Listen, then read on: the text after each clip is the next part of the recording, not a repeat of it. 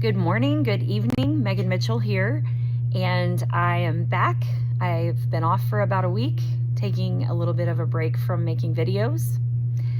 I am inspired by the beautiful weather that we have today. We have had very turbulent up and down weather in everything from 11 degrees up to 77 degrees, and I believe we're going to hit about 85 over the weekend, 85 degrees Fahrenheit here in the Midwest, and we're going through spring, which is kind of related to the topic that I want to talk to you about. I want to talk to you about transitions. And if any of you are familiar with Fred Rogers, Mr. Rogers' Neighborhood was synonymous with childhood in my generation, and for many people, he not only did he do a little children's show, but he taught about life. He taught about many important aspects of life. And here's a quote from Fred Rogers. "Transitions are almost always signs of growth, but they can bring feelings of loss. To get somewhere new, we may have to leave somewhere else behind." And transitions are a passage state, something akin to a doorway.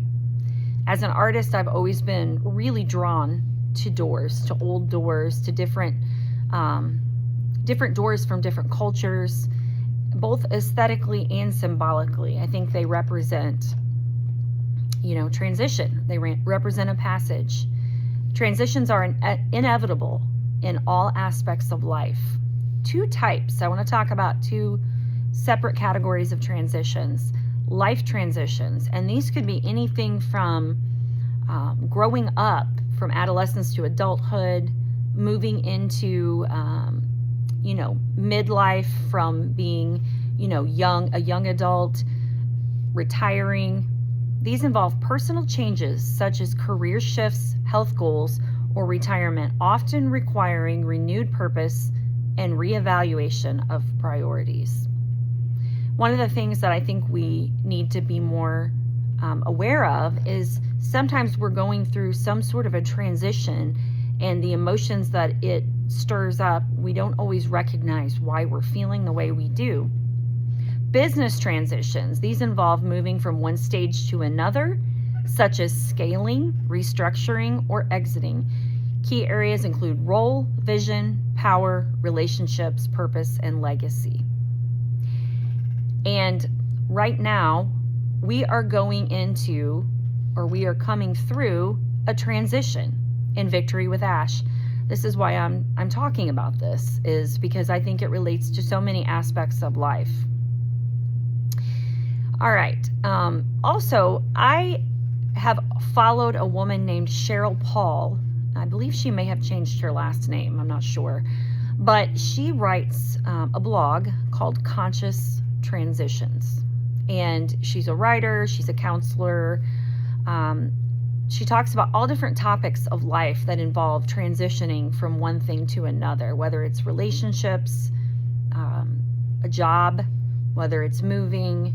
Talks about retirement and how it's hard for some people to transition from retirement or from working into retirement because their identity is caught up in their job. Their identity is caught up in what they did as a livelihood versus who they are as a person.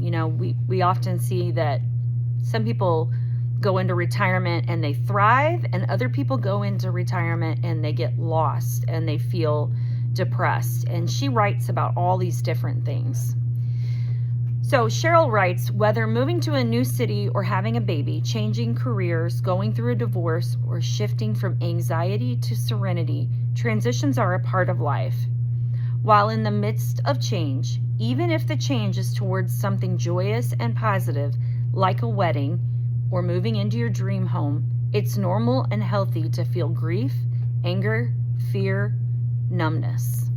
She even discusses that sensitive people, if you're a sensitive person, if you're attuned to things, you may have trouble with transitions that happen in daily life, like getting out of bed, moving from the weekend back into the work week. How many of us feel if you work 5 days a week and you're off, maybe Saturday and Sunday, and you feel that sense of melancholy on Sunday because you have to shift, you have to transition back into the work week. And she talks about how, certain people are more in tune with the sorrow and the ups and downs of their emotions during these transition times. What most people lack around transitions is basic information that would help them contextualize these emotions, make sense of them, and move through them effectively. Culturally, we focus on the externals of transition: planning a wedding, buying the car seat, packing and unpacking the boxes, to the exclusion of the inner realm. While the externals are important, when we bypass working consciously with the emotions activated during transition, we decrease our chances of adjusting to our new life cleanly and gracefully as possible. Why am I talking about this? Again, I'm talking about it because we are currently transitioning in Victory with Ash. Some people are having difficulty transitioning into this new mindset of this new company, business, movement that we're in. We have people who are still using the old logos. We have people who are still have the old name of the old company on their social media. They're still talking about the old company. And I think that part of what makes transitions more difficult is not making a clean break or hanging on to what has been in the past. Sometimes I realize that I've missed out on something because I was still thinking about what I'm letting go of. And Cheryl says that every transition involves 3 phases. Letting go, during which we separate from the old life and grieve the loss. It's okay to grieve the loss of something. We're going to grieve the loss. I think it's okay for many people to be a little disappointed that the old business and the old way isn't anymore.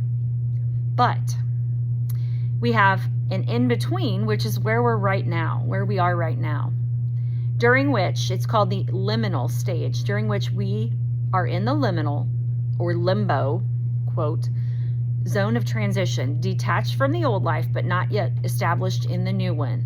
It's highly uncomfortable, characterized by feeling disoriented, a little bit depressed, and a little bit out of control. I think some of the people in our community are feeling this. They don't know exactly what's happening. And so they feel a little bit out of control. It's uncomfortable to be in a stage where you don't exactly know what's going on. But this is normal. We've just recently received our new website and it's gorgeous. And we know that things are happening behind the scenes. We may not have all the information, and that's okay. But we have to trust. And then the final stage that she talks about is rebirth, in which we embrace the new life and identity and feel confident, comfortable, and excited about the possibilities of growth that a new beginning holds. Many of us we already feel the rebirth. We already know that we're excited about what's coming. Why do some people have the ability to accept this better than others?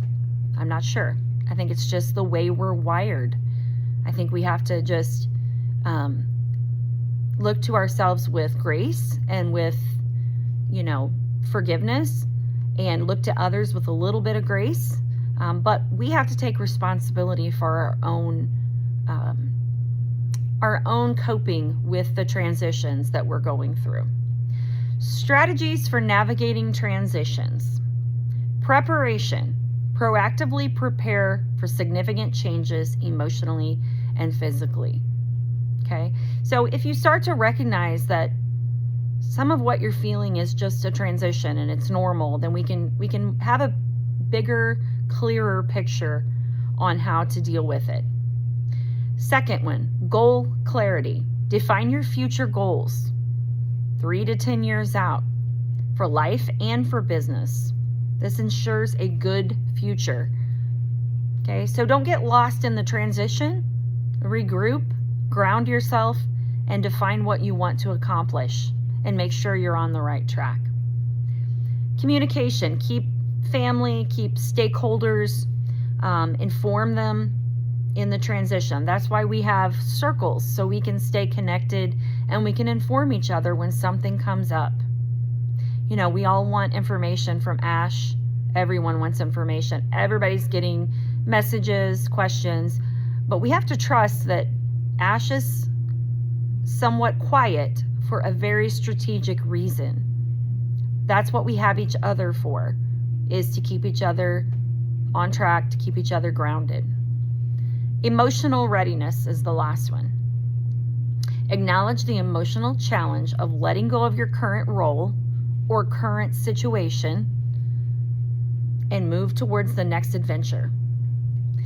So I would love to see everyone let go of the old logos, old mentality of on passive, and fully embrace the new Victory with Ash mentality. We've been told that Victory with Ash is a bridge. It's a transition.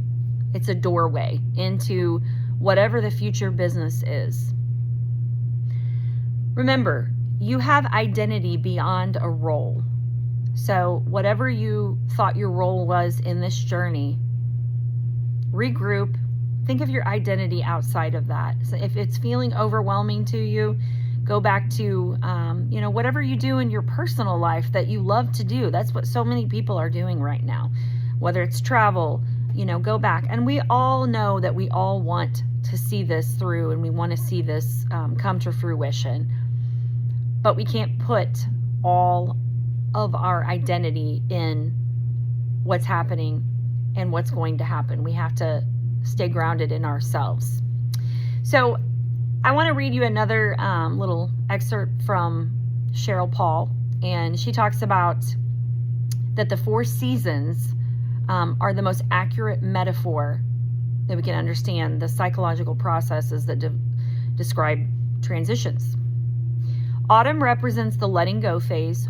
Winter is the liminal no man's land. Spring commences the rebirth, which finds full bloom in the splendor of summer. So, it's just like the turbulent transition from caterpillar to butterfly. That transition in between, the chrysalis, is, things can go wrong there. Things are not quite sure. We're not sure. If you've ever watched a monarch unfold, things can go wrong. People, things go wrong in the journeys of life. Just like in this journey that we've experienced with Ash, things go wrong. But here's the beauty. Ash has never stopped. He's still going. He didn't take too long in the old company. He didn't stop there and linger too long. He started moving into that transition. He foresaw what was happening, and he moved into the right direction without lingering in the old ways. I will read you, this is Mark Firth who wrote this. The passage state is characterized by uncertainty. There's no guarantee about the outcome or the environment of the new room one is moving towards. Firth emphasizes that in these moments, faith becomes not just a choice, but a necessity. It's about trusting that the next chapter will be the right one, even without complete visibility. That's where we're at. We don't have complete visibility. That's what faith is all about. If you have faith in the journey, whether it's personal or whether it's in Victory with Ash, then you just have to believe that it's going to turn out. Have a blessed Thursday.